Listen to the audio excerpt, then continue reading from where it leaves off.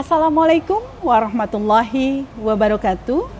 Innal hamdalillah nahmaduhu wa nasta'inu wa nastaghfiruh wa na'udzubillahi min sururi anfusina wa min sayyiati a'malina may yahdihillahu fala mudhillalah wa may yudlil fala hadiyalah.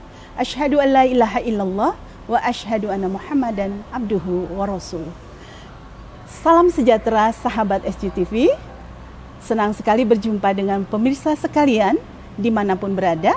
Saya Endah Mawarni kembali bertemu dengan pemirsa sekalian dalam acara KUM, Kampus Unpam Mengaji, berisi seputar informasi pendidikan agama dan informasi mengaji Al-Quran.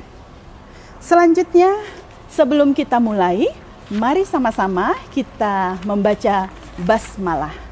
Bismillahirrahmanirrahim. Sahabat SCTV sekalian, kita akan dengarkan lantunan kalam ilahi yang insya Allah akan dibawakan oleh Ananda Muhammad Zaki, mahasiswa semester akhir program studi sastra Inggris dengan sari tilawah. Ananda Asmaul Husna, mahasiswa semester 1 program studi PKN Universitas Pamulang. Kepada keduanya dipersilahkan. أعوذ بالله من الشيطان الرجيم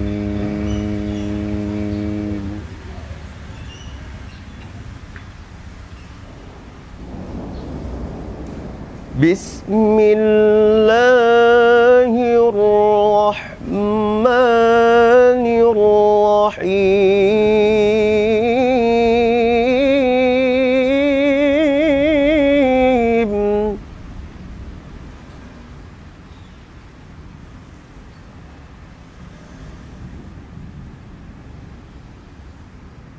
لقد من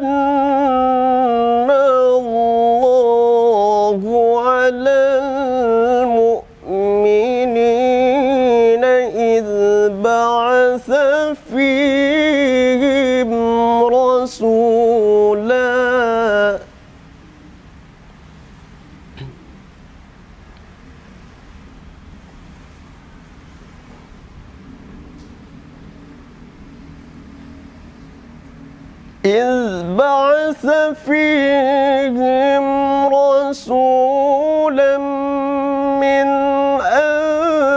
أنفسهم يتلو عليهم آياته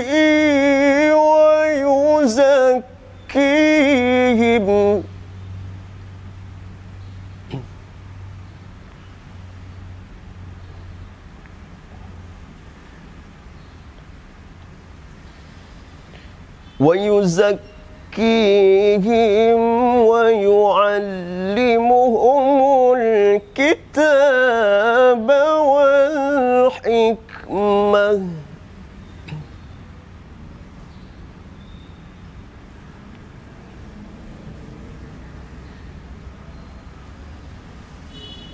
وإن كانوا من قبل لفي ضلال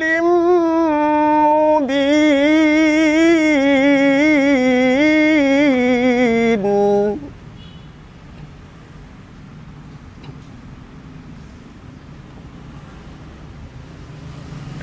وإن كانوا من قبل لفي ضلال مبين صدق الله العظيم.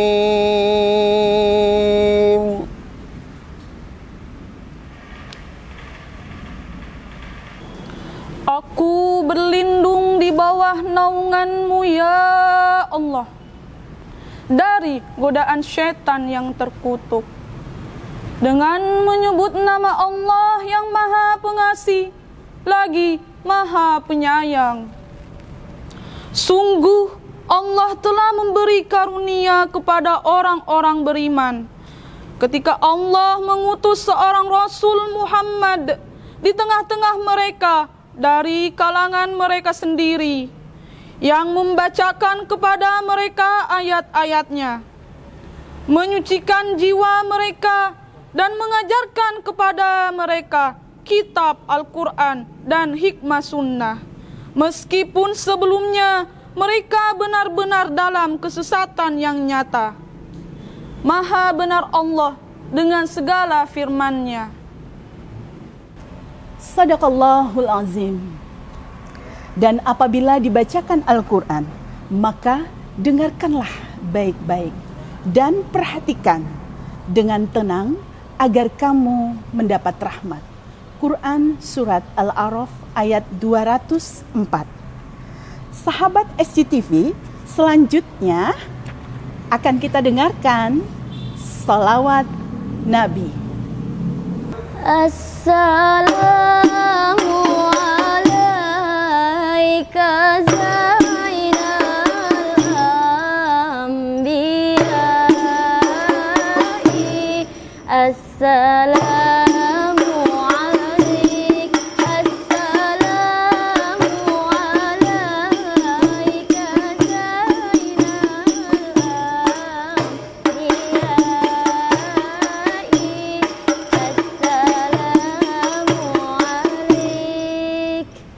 Assalamu alaik zainal anbiya.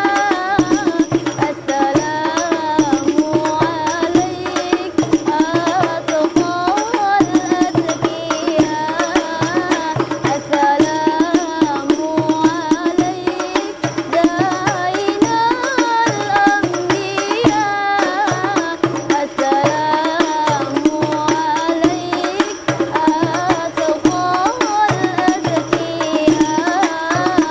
Assalamu alaik zainal anbiya.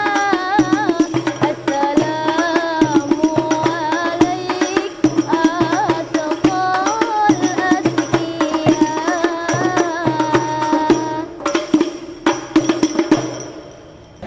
Busyra lana nilnal muna dalal lana wa falana waddahru zazawadahu wal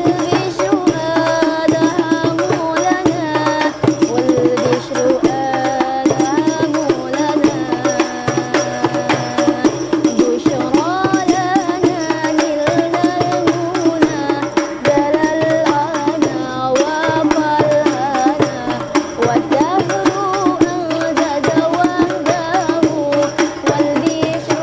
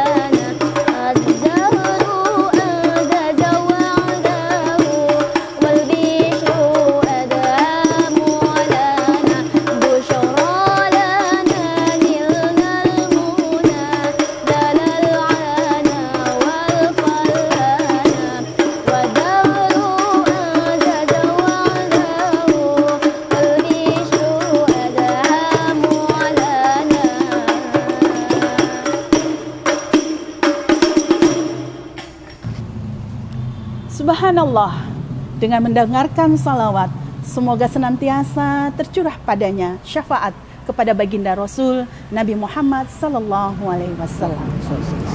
Alhamdulillah, sahabat SCTV telah hadir bersama kita. Di hadapan kita semua, dua narasumber hebat yang akan mengupas tuntas tentang hadis. Untuk itu, akan saya perkenalkan dua narasumber yang ada di tengah-tengah kita. Beliau adalah Ustadz Muhammad Zidni Ilman, LC-MA. Assalamualaikum Ustaz. Waalaikumsalam warahmatullahi wabarakatuh. Bahagia sekali bisa bertemu dengan Ustaz. Semoga sehat selalu. Sama-sama Ustazah. Di sebelah beliau ada Ustadz Ahmad Yani Nasution, LC Magister Syariah. Apa kabar Ustadz Yani? Alhamdulillah. Alhamdulillah, sehat selalu. Masya Allah, sahabat SCTV, kita akan dengarkan bagaimana kajian tentang hadis ini dikupas habis oleh keduanya.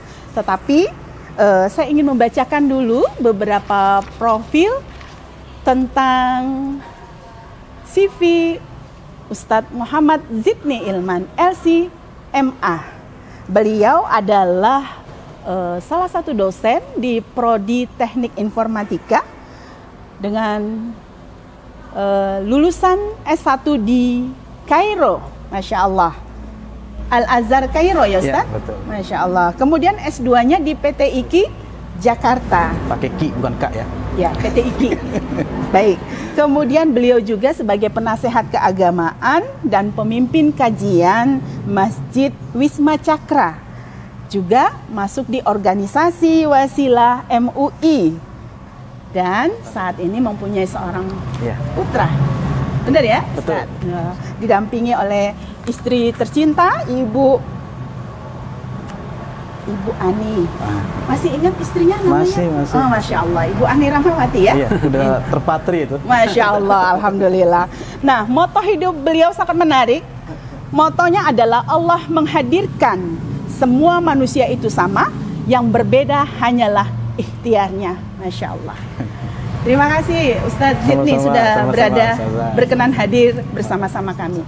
Selanjutnya ada Ustadz Ustadz Ahmad Yani Nasution.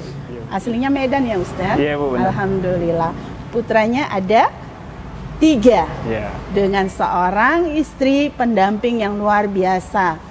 Saling support ya Ustadz Yani ya. Insya Allah. Baik, beliau juga adalah lulusan S1 Al-Azhar Kairo. Dengan lulusan S2-nya di Riau, Suska. UIN Suska, Masya Allah. Terima kasih Ustadz Yani, Alhamdulillah sudah hadir bersama kami di sini. Ya, sama-sama. Semoga bisa menginspirasi kita semua untuk menambah ilmunya lagi. Baik, Ustadz Yani, Ustadz Zidni, seperti kita ketahui bersama bahwa hadis itu adalah merupakan sumber ajaran Islam kedua. Lebih tepatnya adalah hukum Islam kedua setelah Al-Quran. Ya, dilihat dari sudut periwayatannya jelas antara hadis dan Al-Quran terdapat perbedaan. Ini nanti yang akan kita kupas. Ya. Kemudian untuk Al-Quran semua periwayatannya berlangsung secara mutawatir, sedangkan periwayatan hadis sebagian secara mutawatir dan sebagian lagi berlangsung secara ahad, gitu ya. Sehingga mulai dari sinilah timbul berbagai pendapat dalam menilai kualitas hadis. Nanti saya akan bertanya kepada Ustadz Zidni dan Ustadz Yani tentang apa itu pengertian hadis, kemudian jenis-jenis hadis, lalu fungsi dan kedudukan hadis itu sendiri, serta kualitasnya. Dan juga nanti banyak pertanyaan yang akan kita bahas bersama di sini. Baik, jangan kemana-mana dulu, tahan sejenak dan jangan dijawab dulu, sebab kita akan kembali setelah yang satu ini. Tetapi jangan lupa, monggo diminum dulu. Ini air Tirta Sasmita persembahan Sasmita Jaya Group. Monggo Ustadz, silakan.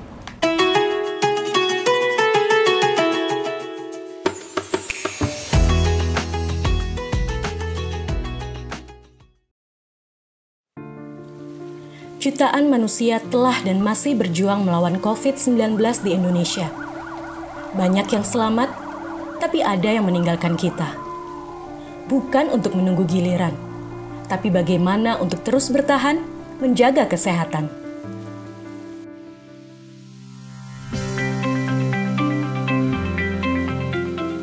Ketika cuaca sedang tidak menentu, menjaga kebugaran dan imun tubuh itu nomor 1. Lihat Tora, selalu semangat menggapai impian dengan tetap menerapkan protokol kesehatan dimanapun dia berada.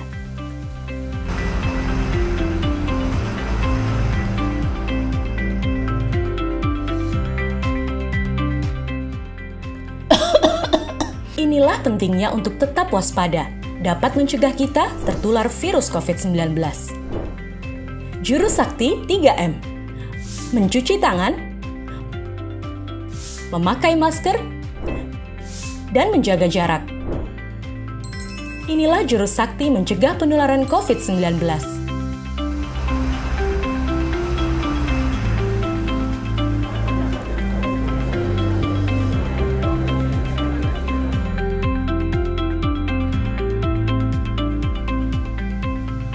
Selalu lakukan 3M dimanapun kita berada, baik di area publik maupun di tempat kerja. Selain jurus sakti 3M, kita juga harus mendukung pemerintah dalam pelaksanaan 3T dan vaksinasi. 3T adalah testing, melakukan tes antibodi atau antigen atau PCR secara rutin. Telusur, penelusuran kontak dari orang yang terpapar COVID-19. Tindak lanjut isolasi, menjalankan perawatan yang sesuai dengan anjuran pemerintah. Vaksinasi merupakan satu upaya untuk membentuk kekebalan komunitas terhadap virus COVID-19. Masyarakat Indonesia akan divaksinasi secara bertahap sesuai dengan ketentuan pemerintah. Mari kita dukung vaksinasi COVID-19 di Indonesia. Ingat ya, jurus sakti 3M. Mencuci tangan, memakai masker, dan menjaga jarak. 3T, testing, telusur, dan tindak lanjut isolasi.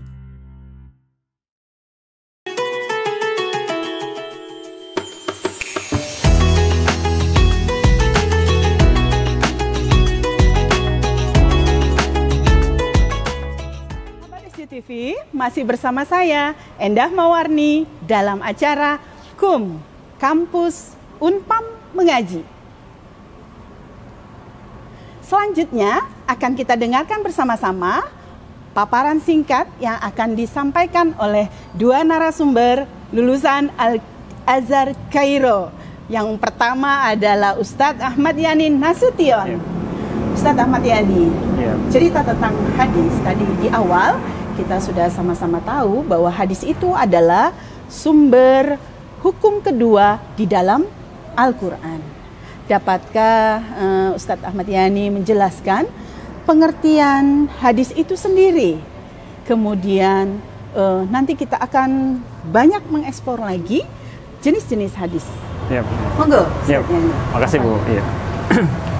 Bismillahirrahmanirrahim. Assalamualaikum warahmatullahi wabarakatuh. Waalaikumsalam. Alhamdulillah, wassalatu wassalamu ala rasulillah wa ala alihi wa ashabihi wa mawalah amma ba'du. Sahabat SCTV dimanapun Anda berada, perkenalkan nama saya Ahmad Yani Nasution. Mohon izin menyampaikan secara singkat tentang definisi hadis beserta pembagiannya. Sebagaimana telah kita ketahui bersama bahwa hadis adalah sumber hukum Islam yang kedua. Pada kesempatan kali ini saya akan mencoba menjelaskan secara singkat tentang definisi dan pembagiannya. Yang pertama adalah definisi hadis secara bahasa dan istilah. Secara bahasa, hadis bisa diartikan dengan sesuatu yang baru, jadid. Maka apapun, baik itu barang, kepemilikan, sesuatu yang baru disebut hadis secara bahasa. Kemudian yang kedua adalah al-khobar, berita, warta, ya, informasi. Sudah kita ketahui bersama, setiap informasi, berita itu terdapat dua kemungkinan. Kemungkinan salah, kemungkinan benar. Begitu juga hadis dalam bahasa. Kemudian juga hadis ini bisa disebut perkataan. Maka kita sering mendengarkan muhadasah itu percakapan, perkataan. Nah, kemudian hadis secara istilah ma udifa ilan nabi sallallahu alaihi wasallam qaulan au fi'lan au takriron. Nah, sesuatu yang disandarkan kepada Nabi Muhammad sallallahu alaihi wasallam, perkataan, perbuatan dan ketetapan. Apa saja yang kita sandarkan kepada Rasulullah itu menjadi hadis. Seperti Rasulullah sallallahu alaihi wasallam bersabda bahwa sesungguhnya segala peramalan itu adalah disertai dengan niat. Itu jadi hadis. Apa saja yang kita ceritakan kalau kita sandarkan kepada Nabi itu disebut dengan hadis. Ya, ya. Bahkan maaf Ustaz Iya, Ahmad Bu. Yani, Iya, Bu. hadis itu nanti ada hadis hasan, ada hadis sahih, gitu ya? Iya, Bu, ya, Bu. Ya, Ya, Bu. itu. Bolehkah Ustaz Yani menjelaskan tentang hal ini? Oh iya, Bu. Jadi dari definisi ini sebenarnya berawal bahwa pembagian hadis itu begitu banyak.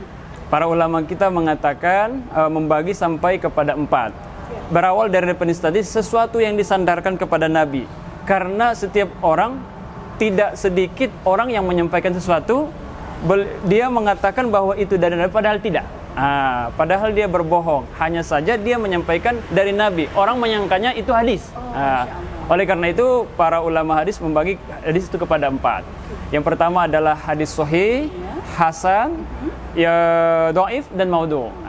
Kalau yang hadis hasan ini hadis sahih inilah yang bersambung sanadnya, ada beberapa banyak syaratnya. Bersambung sanadnya yaitu yang menyampaikan hadis itu bersambung betul-betul bertemu dengan Rasulullah. Karena ada ketika diteliti hadis itu, yang menyampaikan hadis itu tidak pernah bertemu dengan Rasulullah. Terputus sanadnya. Ini tidak disebut dengan sahih. Tapi kalau sahabat masuk kategori apa itu Ustaz? itu nanti bisa masuk kepada dhaif atau bisa jadi maudhu. Ya, maudhu itu palsu. Apa yang menyebabkan hingga masuk ke dalam kategori kedua tadi?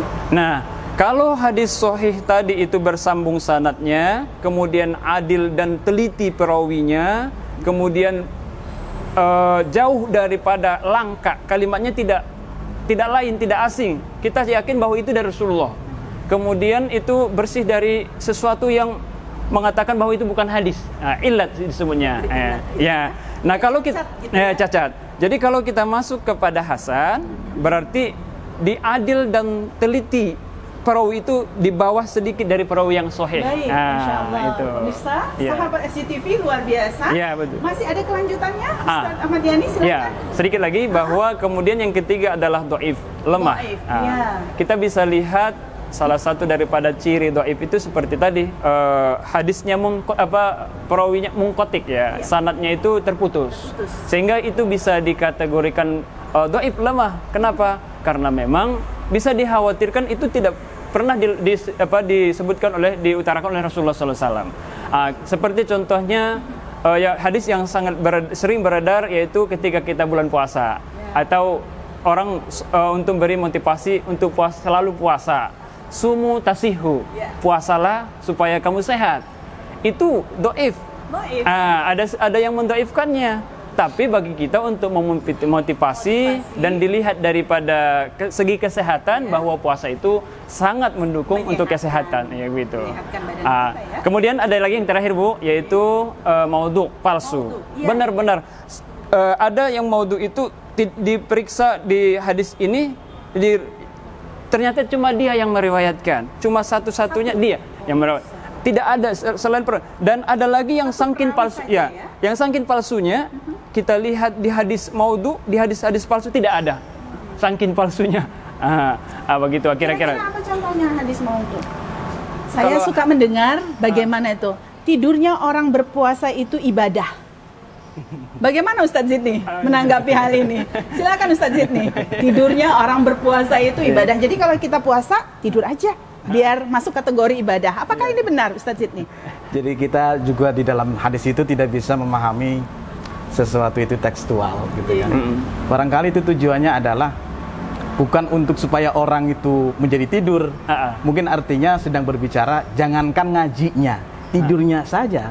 Ini sudah nilainya ibadah. Begitu. Kita menilai dari konteks itu. Mestinya dipahaminya seperti itu, bukan kemudian lebih baik tidur nggak usah ngaji. Gitu. Benar itu. Menarik sekali Ustadz Zidni. Saya ingin meminta jawaban lagi dari Ustadz Zidni ini tentang tadi kita sudah mendengar tentang pengertian hadis itu sendiri, berikut jenis-jenisnya. Saya ingin mendengarkan tadi fungsi dan kedudukan hadis itu sendiri. Bismillahirrahmanirrahim. Assalamualaikum warahmatullahi wabarakatuh. Waalaikumsalam warahmatullahi wabarakatuh. Sahabat SJTV dimanapun berada, saya melanjutkan sahib saya, kawan saya, guru saya, Ustadz Ahmad Yani Nasution, LC MSY. MS-nya Magister Syariah, Ustaz ya? Ya. Bukan masyarakat, itu jangan salah itu. Nyebutnya masyarakat, Magister sayuran itu jangan itu. Baik, berbicara tentang fungsi hadis ya. Fungsi hadis itu bagi Al-Qur'an itu kan fungsinya. Sebelum ke sana saya ingin mengutip bahwa dalam Al-Qur'an itu surat Al-Imran dijelaskan bahwa wa ati'ullaha war rasul la'allakum turhamun. Dan kita diperintahkan oleh Allah itu untuk taat kepada Allah dan juga Rasulnya, la'allakum turhamun, agar kalian semua mendapatkan rahmat dari Allah Subhanahu wa taala. Kemudian di lain surat atau di lain ayat itu juga dijelaskan bahwa ya ayyuhalladzina amanu ati'ullaha wa ati'ur rasul. Yang pertama tadi yang saya sebutkan di surat Al-Imran itu, Allah tidak menyebutkan ati'u di dalam kata kepada Nabi Muhammad. Wa ati'ullaha war rasul. Kata ati'u tidak diulang dua kali.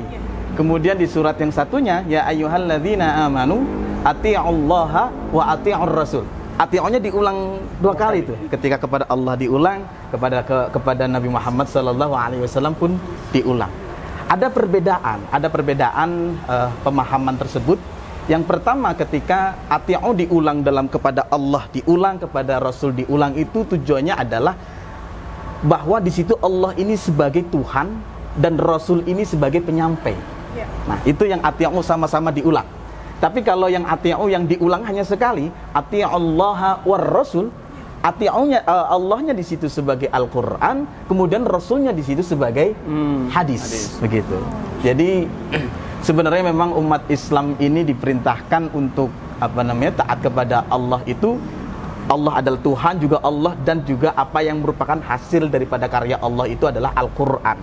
Kemudian kepada Nabi Muhammad, sosok Nabi Muhammadnya ini sebagai penyampai, juga Nabi Muhammad ini sebagai apa yang diucapkan oleh Nabi Muhammad yang tadi disinggung oleh Akhinal Karim Ustadz Ahmad Yani, segala aktivitas Nabi, perbuatan Nabi atau takrirnya Nabi. Nah, karena begitu dekatnya antara Allah dengan Nabi Muhammad, sehingga Allah itu memberikan kepada Nabi Muhammad itu apa yang dilakukan, apa yang diucapkan Nabi itu sebagai sebuah hukum. Begitu. Saking dekatnya Allah sama Nabi Muhammad. Bahkan satu-satunya nama mungkin yang ditandemkan dengan nama Tuhan hanya nama Nabi Muhammad. Nah, nama kita nggak ada itu, ya kan? Kadang-kadang kita suka ngiri. Kenapa itu Abu Lahab ada nama suratnya, kita nggak ada gitu. Berarti secara nggak langsung hebatan Abu Lahab sama kita, Ustaz. Baik. Fungsinya antara kenapa fungsinya hadis ini terhadap Al-Qur'an itu satu sebagai bayan itu artinya penjelas. Bayan takrir itu artinya penegasan, menegaskan apa yang dilafadzkan oleh Allah di dalam Al-Qur'an, kemudian dijelaskan pula oleh ditegaskan oleh Nabi Muhammad sallallahu alaihi wasallam. Contohnya misalkan, "Famang syahida minkumus syahra falyasum." Ketika melihat bulan maka suruh puasa. Nah, kemudian didukung sama hadis Nabi Muhammad, "Sumu waftiru liru'iyati." Berpuasalah atau berbukalah ketika sudah melihat hilal atau bulan gitu ya. Nah, kemudian fungsi yang kedua itu bayan tafsir, artinya penjelas, ya, menjelaskan daripada apa yang diglobalkan oleh Al-Qur'an. Karena Allah kalau menjelaskan secara terperinci, segede apa nanti Quran itu? Masya Allah. Ya kan? Yang segitu aja orang sekarang sudah banyak dipindahin ke handphone. Udah malas itu pegang-pegang Quran kemana-mana, udah dipindahin ke handphone. Karena kalau dijelaskan secara terperinci, maka tentunya orang makin malas bawa Quran. Karena itu kemudian fungsinya Nabi Muhammad atas ucapannya, atas perilakunya ini sebagai penafsiran, menafsirkan apa yang dikalamkan oleh Allah di dalam Al-Qur'an. Makanya disebut bayan at-tafsir. Nah, betul. Makanya disebut sebagai bayan at-tafsir, gitu ya. Kemudian yang ketiga ada namanya bayan tasyri'. Nah, bayan tasyri' itu artinya dalam Al-Qur'an tidak ada kemudian ucapannya Nabi Muhammad ini, ucapannya Nabi Muhammad atau perbuatan Nabi Muhammad ini dijadikan sebagai sebuah hukum, begitu. Jadi menarik sekali sebenarnya kalau kita melihat kepada sejarah bagaimana para sahabat itu ya betul-betul. Ini menarik, ini pemirsa SCTV, kita akan dengarkan kalau sudah cerita tentang Syirah. Ini beliau adalah pakarnya. Monggo Ustaz Zidni. Ya, jadi kalau kita ngelihat sejarah bagaimana para sahabat itu betul-betul ingin mempertahankan kesucian hadis ini, ya. Kalau kita melihat Umar bin Khattab sampai ngomong begini kira-kira pas lihat Hajar yang di pojokan Ka'bah itu Hajar Aswad. Kata Umar bin Khattab begini, kalau bukan karena saya cinta sama Rasul, gak bakalan saya cium. Masya Allah. Ya, gak bakalan saya cium. Saya melakukan sesuatu itu karena Rasul pernah melakukan ya. Begitu. Iya. Belum lagi misalkan para muhaddis, orang-orang yang para pencari ilmu hadis itu, ada yang dari Mesir dibela-belain ke Madinah, ada yang sebaliknya jalan kaki, cuman hanya pengen menvalidasi apakah hadis tersebut itu sahih atau tidak. Kalau kita, ke Victor aja dari rumah, aduh jauh banget ya, mana dosennya hari ini galak lagi, males dah, mendingan nggak datang. Kalau kita begitu, tapi kalau kita bandingkan ulama dulu coba, kayak misalkan Imam Bukhari itu sampai bolak-balik ke Baghdad 8 kali cuman pengen nyari hadis. Itu Imam Bukhari, itu cuma di Baghdad, belum lagi ke Mesir, misalkan belum lagi ke Madinah, belum lagi misalkan ke, aslinya Imam Bukhara ya, belum lagi misalkan ke Kufah, ke Basrah, itu cuman ke Baghdad 8 kali, berkali-kali. Itu Imam Bukhari. Dan diceritakan itu Imam Bukhari itu untuk mengambil hadis, Imam Bukhari itu memiliki 1080 orang guru. 1080 orang guru. Ya. Pak Zidni, Ustadz Zidni sekarang gurunya berapa kalau dihitung-hitung? Saya belum sampai 1080 tadi ya, Masya Allah. Saya kalau digabung sama guru silat mungkin nyampe lah. Guru silat, guru tata boga begitu ya, mungkin nyampe. Ustadz Zidni, menarik tadi pembahasannya. Saya ingin kembali lagi ke Ustadz Ahmad Yani Nasution tentang sahih, ya hadis-hadis sahih, hadis-hadis hasan, hadis-hadis dhaif dan maudhu. Ini banyak sekali berkeliaran di kehidupan kita, di lingkungan kita sehari-hari. Bisakah kalau kita gandengkan dengan kehidupan kita sehari-hari, kira-kira yang dikatakan hadis sahih yang berhubungan dengan kehidupan kita sehari-hari, seperti seorang istri patuh kepada suami gitu kemudian anak berbakti kepada orang tuanya. Apakah hadis sahih itu termasuk dalam kategori hadis sahih? Menuntut ilmu, ilmu sampai liang lahat gitu ya. Apakah itu masuk dalam hadis-hadis apa ini? Mohon penjelasannya. Baik. Terima kasih Bu. Untuk mengetahui, kita sebagai orang awam, salah satu cara untuk mengetahui apakah hadis itu sahih atau dhaif atau hasan atau palsu, ya alhamdulillahnya para ulama kita sudah menyusun buku. Seperti Imam Al-Bukhari punya yang namanya Sahih Al-Bukhari. Kemudian bukunya yang tebal begitu ya. Nah, Sahih Al-Bukhari ini disarah lagi oleh Ibnu Hajar Al-Asqalani sampai panjangnya segini ya, berjilid-jilid. Nah, jadi kemudian ada namanya Sahih Muslim. Sahih Muslim. Kemudian ada namanya At-Tirmidzi, kemudian ada namanya Ibnu Hibban, kemudian banyak sekali Ahmad gitu. Nah, kalau kita sebagai orang awam, seumpama kita mau mengkonfirmasi apakah itu hadis sahih atau bukan, kita coba lihat di buku-buku itu. Bagi kita yang awam, karena kita kalau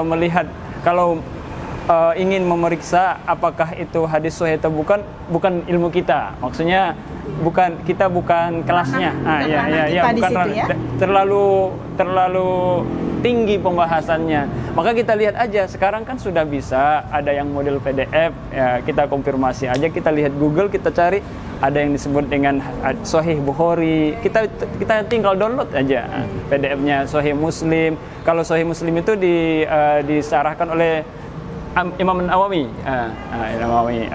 Imam An-Nawawi, Minhajul Muslim, fi syarhi Sahih Muslim, itu jadi ada banyak lagi, jadi bisa kita konfirmasi kepada buku-buku itu. Baik, Ustadz Ahmad Yani Nasution. Satu lagi terakhir untuk Ustadz Muhammad Zidni Ilman tentang kualitas hadis itu sendiri. Seperti apa, Ustadz?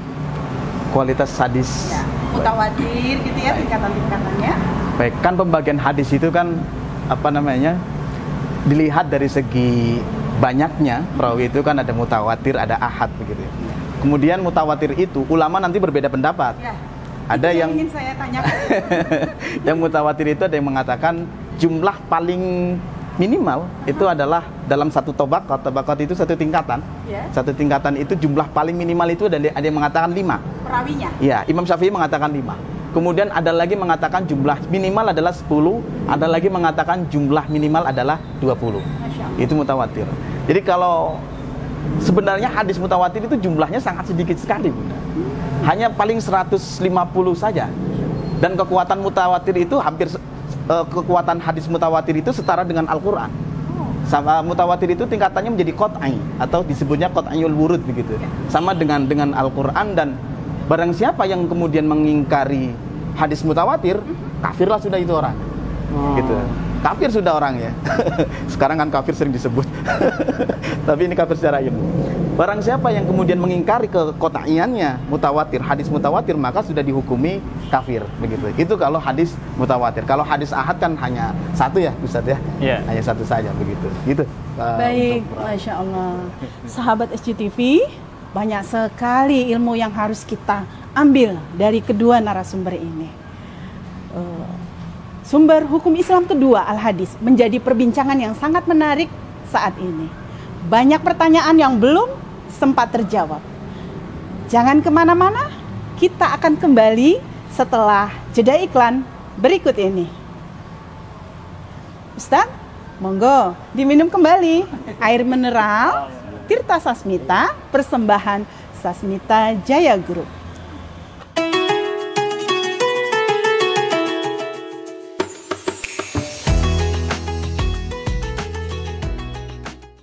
Ayo cegah penyakit kanker. Penyakit kanker adalah penyakit yang sangat ditakuti semua orang karena banyak menyebabkan kematian serta pembiayaannya yang mahal. Semua usia berpotensi terkena penyakit kanker. Penyakit ini dapat dicegah dengan mengubah perilaku atau gaya hidup seperti stop merokok, hindari terpapar asap dan residu rokok, hindari mengkonsumsi 4P, pengawet, perasa, pewarna, pemanis. Hindari terpapar bahan kimia dan polusi berbahaya. Rajinlah melakukan aktivitas fisik.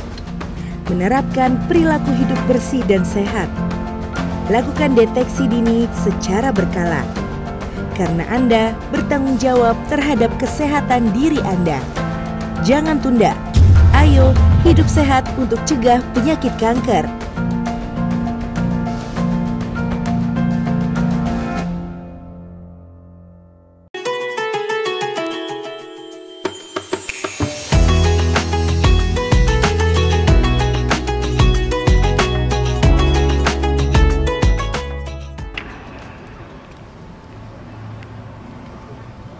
Alhamdulillah, air mineral Tirta Sasmita, persembahan Sasmita Jaya Group. Terima kasih sahabat SCTV masih setia menemani saya, Endah Mawarni, dalam acara KUM, Kampus Unpam Mengaji.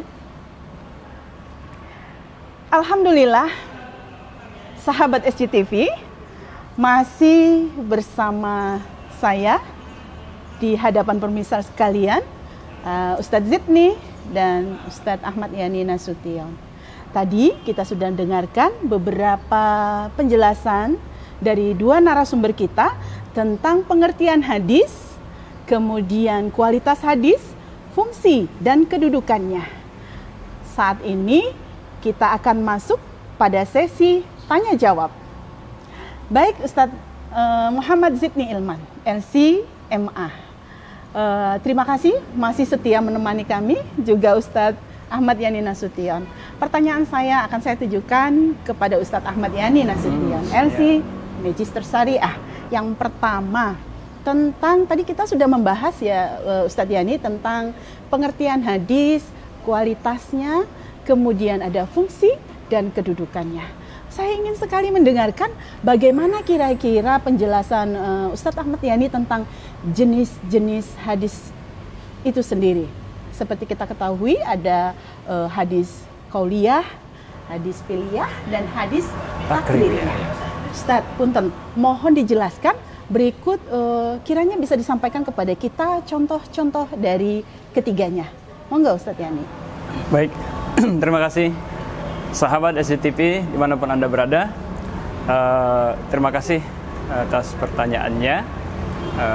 Saya akan menjawab dengan singkat bahwa di awal saya menyebutkan bahwa yang disebut dengan hadis itu adalah sesuatu yang disandarkan kepada Nabi Muhammad SAW, perkataan, perbuatan, dan ketetapan atau sikap Rasulullah SAW.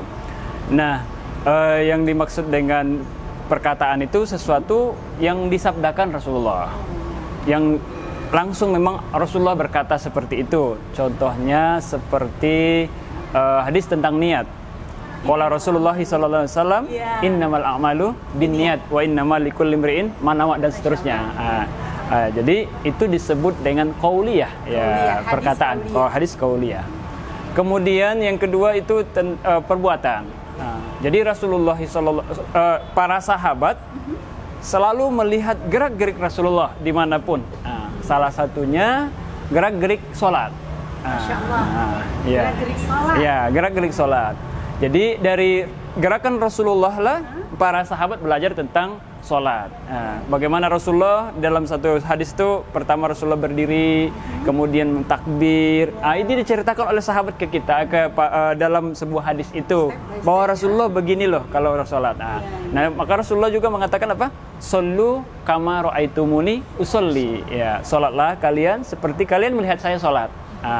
Maka sholat yang kita lakukan sekarang tidak jauh dan tidak beda dengan sholat yang dilakukan oleh Rasulullah SAW. Karena sholat yang kita lakukan sekarang sesuai yang diajarkan oleh guru kita, dan guru kita mengajarkan sesuai dengan hadis gitu. Jadi kita diajarkan berdiri, bagi yang masih mampu berdiri, kemudian dia takbir, kemudian takbiratul ihram, dan seterusnya sampai salam. Tidak lepas daripada hadis yang diperbuat oleh Rasulullah SAW. Kemudian ada yang disebut dengan takririyah. Ini lebih kepada sikap. Bagaimana Rasulullah ketika para sahabat melakukan sesuatu? Apakah Rasulullah melarangnya atau tidak? Sebut emosion, ungkapan, ekspresi. Nah, ini terjadi ketika para sahabat di suatu waktu tidak ada makanan. Dan mereka sudah kelaparan. Mereka bingung harus makan apa. Sehingga mereka mendapatkan ikan yang besar. Kita menyebutnya ikan raya, gitu ya. Rasulullah tidak ada. Rasulullah tidak sedang di tempat, gitu. Jadi mereka berikhtiar, akhirnya tidak ada lagi usaha yang lain. Kita sudah kelaparan, akhirnya makan. Dan dimakanlah ikan yang besar ini, padahal belum tahu hukumnya apakah ini boleh atau tidak. Setelah mereka kembali, mereka bertanya kepada Rasulullah. Rasulullah tidak mengharamkannya, tidak, karena memang dan dia malah mengatakan, dia hanya berkata, saya memang tidak pernah makan itu, tapi tidak melarang. Itu haram biasanya kalau Rasulullah tegas. Jadi itu yang disebut dengan takririyah, emosi, ekspresi ya, sikap Rasulullah SAW. Ya. Baik Ustadz Ahmad Yani, saya melihat Ustadz Zid ini udah senyum-senyum nih. Saya ingin sekali bertanya kembali kepada Ustadz Zid nih. Ustadz Zid nih, kira-kira apakah hadis ini selalu menjadi fasilitator Al-Quran atau terkadang menjadi sumber hukum yang mandiri? Bagaimana pendapat Ustadz Zid ini? Baik, pemirsa SCTV dimanapun berada, Allah Subhanahu Wa Taala mengatakan dalam firman-Nya, wa ma yantiqu 'anil hawa in huwa illa wahyu yuha. Jadi apa yang disampaikan oleh Nabi Muhammad SAW tidak lain adalah merupakan wahyu, ya kan? In huwa illa wahyu yuha. Berarti kalau yang disampaikan oleh Nabi Muhammad itu adalah wahyu, maka kekuatan hukum daripada wahyu itu adalah qat'i. Qat itu kan harus pasti, mutlak, gitu kan? Ya? Mutlak. Kalau sudah mutlak berarti kita harus ngikutin. Kalau begitu nanti orang Indonesia nggak akan ada yang makan nasi. Karena Nabi Muhammad makannya kurma, dan Nabi Muhammad makannya menggunakan 3 jari. Orang Indonesia makan seblak. Bagaimana itu 3 jari? Jatuh mulu itu. Karenanya kemudian di ayat tersebut itu kemudian ulama terjadi khilafiyah, terjadi perbedaan. Ada yang mengatakan bahwa kalam yang keluar dari Nabi Muhammad itu kan matlu dan ghair matlu. Begitu. Yang matlu itu adalah apabila Nabi Muhammad menyampaikan Al-Qur'an, maka itu adalah matlu yang dibacakan. Kalau kemudian wahyu itu sifatnya matlu. Kalau ghairu matlu itu kayak hadis, itu ghairu matlu. Yang artinya kadang memiliki kepastian hukum qat'i, kadang juga tidak memiliki kepastian hukum. Yang artinya bahwa kita ada anjuran untuk mengikuti, ada anjuran yang ini wajib untuk Nabi Muhammad, ada hukum yang hanya untuk Nabi Muhammad, kemudian umatnya tidak, ada yang kemudian umatnya diminta untuk mengikuti, ada yang kemudian umatnya tidak perlu mengikuti karena ini tidak berdampak apa-apa. Artinya dalam hukuman tidak berdampak apa-apa. Maksudnya tidak juga misalkan haram ataupun ya nggak ada hukumnya sama sekali, seperti itu. Nah, baik. Karenanya dengan ketika wa ma yantiqu 'anil hawa in huwa illa wahyu yuha, kita ke Nabi Muhammad tadi, bahwa apa yang disampaikan oleh Nabi Muhammad itu terkadang wahyu dan terkadang juga tidak wahyu, bukan wahyu. Misalkan kayak hadis itu kan, Nabi Muhammad yang menyambung tadi yang disampaikan Ustaz Yani. Salah satu misalkan contohnya itu ketika sahabat setelah selesai perang Ahzab, atau orang menyebutnya parit, perang parit tersebut, kemudian setelah begitu pulang Nabi Muhammad ditegur sama malaikat Jibril, ngapain pulang? Baru lepas baju perang, gitu kata Nabi Muhammad. Masih ada satu urusan lagi, kata malaikat Jibril, masih ada satu urusan yang belum kelar itu, katanya. Baik, apa urusan tersebut? Bani Quraidah. Nah, kemudian Nabi Muhammad menyampaikan kepada para sahabatnya, jangan sholat asar kecuali kalau sudah sampai di Bani Quraidah. Nah, kemudian sahabat ada yang memahaminya, pas begitu sahabat jalan menuju ke Bani Quraidah, ke Bani Quraidah tersebut itu di pertengahan jalan sudah waktu masuk asar. Dua kelompok ini, ada satu kelompok kemudian sholat asar. Kemudian yang kelompok yang lain melakukan sholat asarnya itu pas sampai di Bani Quraidah, tapi waktunya isya. Begitu. Nah, kemudian ketika masalah tersebut dihadapkan kepada Nabi Muhammad hanya tersenyum dan tidak pernah menyalahkan satu sama lain. Indah betul itu apabila ulama-ulama kita ini betul-betul mensuri tauladani apa yang disampaikan oleh Nabi Muhammad, sejahtera sudah negara ini, aman saja dunia ini kalau seandainya semuanya seperti Nabi Muhammad. Atau misalkan ini cerita Amr bin As, ya. Amr bin As itu ceritanya malam-malam, mohon maaf, mimpi gitu. Mimpi begitu, ya. Kemudian sampai mengeluarkan begitu, ya. Sampai mengeluarkan, paginya pas subuh itu udara sangat dingin sekali. Yang kemudian Amr bin As itu nggak mandi. Setelah itu Amr bin As ke masjid ngimamin sahabat-sahabat, teman-temannya yang sholat subuh. Setelah selesai, Amr bin As cerita, kalau saya tadi sebenarnya ini dalam keadaan dalam keadaan junub dan saya belum mandi. Diceritakan ke Rasul. Itu lupa, Ustaz? Bukan lupa. Memang sengaja karena dalam kondisi pada saat itu udaranya sangat dingin. Kemudian ketika dihadapkan ke Nabi Muhammad hanya ketawa. Artinya kalau orang ketawa masa iya sih ketawa itu marah? Artinya bahwa yang dilakukan oleh Amr bin As tersebut itu tidak pernah menyalahi.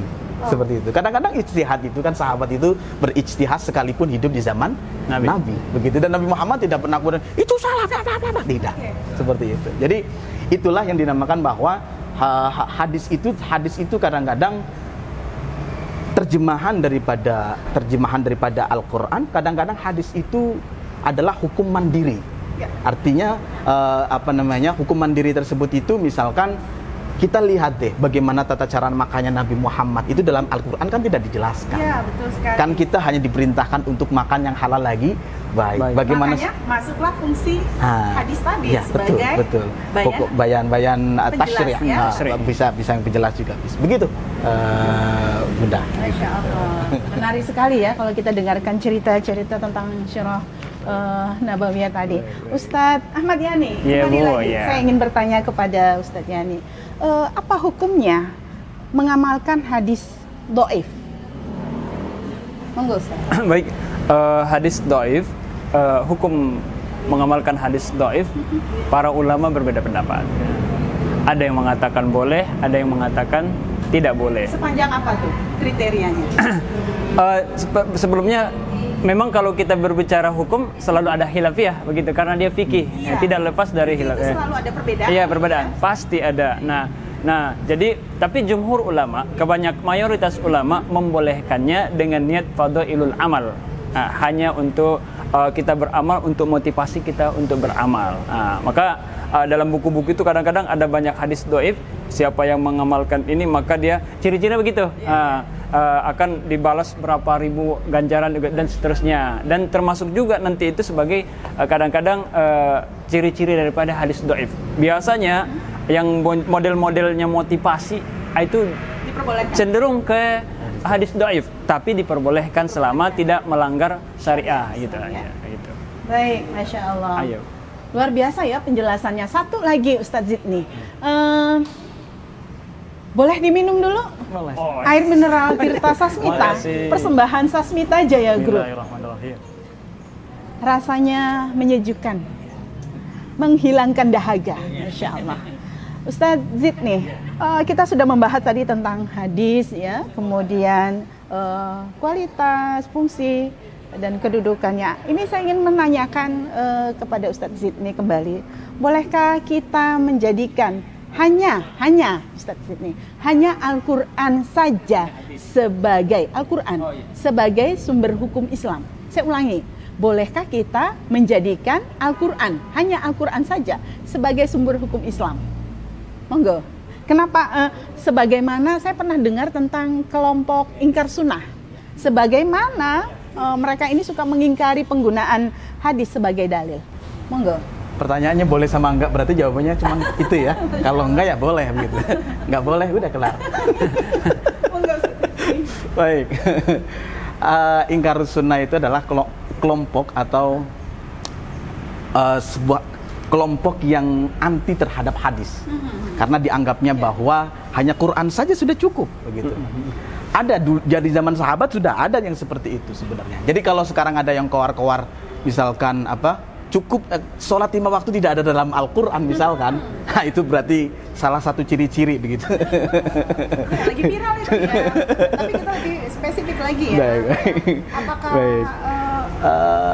boleh menjadikan Al-Quran saja? Di zaman sahabat sudah ada. Imran bin Husaini itu pernah mengingatkan seseorang begini, sudahlah, nggak perlu, kata sahabat itu, nggak perlulah kita pakai hadis segala gitu. Kita sudah cukup sama Al-Quran saja gitu. Jawabnya Imran bin Husaini, dia bilang, coba carikan ayat di dalam Al-Quran yang menjelaskan sholat duhur 4 rakaat. Tidak ketemu dia. Sholat duhur 4 rakaat ada nggak? Kemudian coba jelaskan takaran timbangan daripada zakat yang harus kita keluarkan dalam Al-Quran, ketemu nggak? Tidak ketemu. Pada akhirnya kemudian orang yang tadi itu, akhirnya oh ya berarti memang Nabi Muhammad ketika diutus oleh Allah Subhanahu Wa Taala memang ya tadi sebagai salah satunya adalah sebagai bayan tafsir, arti tafsir ya, atau sebagai penjelas daripada apa yang Allah sampaikan di dalam Al-Quran, yang tentunya Al-Quran itu nggak mungkin mengcover semua hukum, semua problem masyarakat di cover semuanya. Wah, segede gaban itu Qurannya, gede banget. Hanya pokok-pokoknya saja. Iya, terkadang hanya pokok-pokoknya saja, dan hanya satu kajian saja dalam Al-Quran yang Allah dijelaskan secara detail, hanya satu permasalahan saja, yaitu tentang angka dalam waris. Angka-angka 1/6, setengah, 2/3, 1/4 itu dijelaskan secara detail oleh Allah Subhanahu Wa Taala. Sisanya tidak. Seperti itu. Jadi kemudian ada ingkarus sunnah yang sifatnya personal, ada ingkarus sunnah itu yang sifatnya dia menolak itu hanya sebagiannya saja. Hanya sebagian saja, artinya hanya misalkan dari si anu saja kita nolak. Kalau yang lainnya enggak. Seperti itu. Misalkan kayak kelompok-kelompokan. Misalkan kayak orang Syiah itu hanya akan menerima dari Ali saja. Kalau dari para sahabat yang lain tidak akan mau. Sekalipun itu sahih. Begitu. Kemudian kayak misalkan Khawarij, kelompok teologi Khawarij itu mereka malahan tidak mau yang dari Ali, dari Muawiyah yang termasuk dalam problem yang lingkaran yang fitnah besar itu antara Ali dan Muawiyah. Dia nggak mau sama sekali, itu Khawarij. Seperti itu. Jadi ingkarus sunnah orang-orang yang misalkan sekarang lagi supaya rame viral, saya rasa itu cuma nyontek saja lah. Kan dulu sudah pernah ada. Seperti itu. Ya, jadi ingkarus sunnah itu ya jelas tidak diperbolehkan karena Nabi Muhammad ya itu tadi sebagai penjelas daripada apa yang diglobalkan oleh Allah dalam kalamnya. Begitu. Baik. Sahabat SJTV, kita sudah mendengarkan banyak sekali bahasan-bahasan yang sangat detail, sangat terperinci tentang hadis. Apa itu pengertian hadis, jenis-jenisnya, bagaimana fungsi dan kedudukannya, juga tentang kualitasnya. Semoga apa yang disampaikan tadi bisa menambah wawasan kita untuk lebih banyak lagi mengetahui tentang ilmu tentang hadis ini. Semoga ini bisa menjadi oleh-oleh terbaik kita.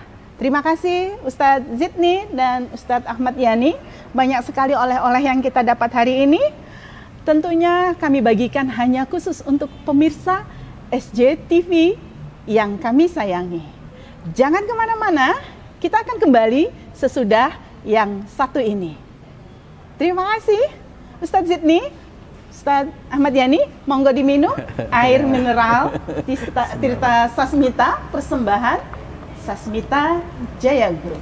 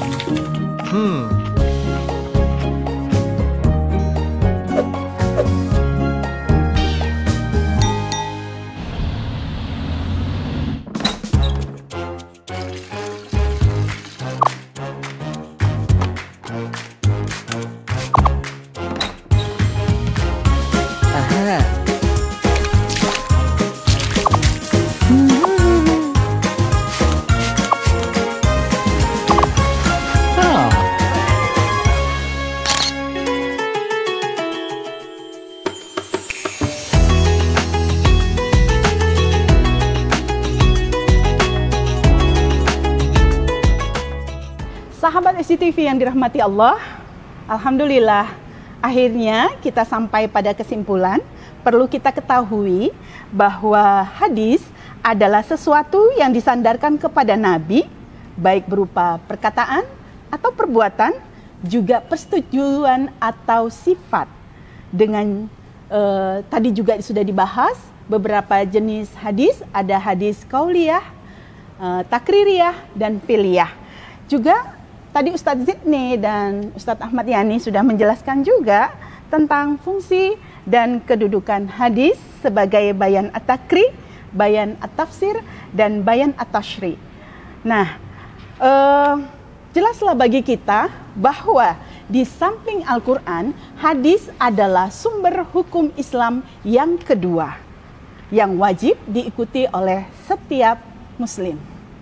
Terima kasih kepada Ustadz Ahmad Yani Nasution, juga Ustadz Muhammad Zidni Ilman yang sudah menemani kami di KUM, Kampus Unpam Mengaji. Karena waktu dan kesempatan beliau, kita mendapatkan banyak sekali oleh-oleh. Semoga Allah membalas kebaikan Ustadz berdua, insya Allah. Sahabat SJTV yang dimuliakan Allah, demikianlah acara Talkshow episode kali ini.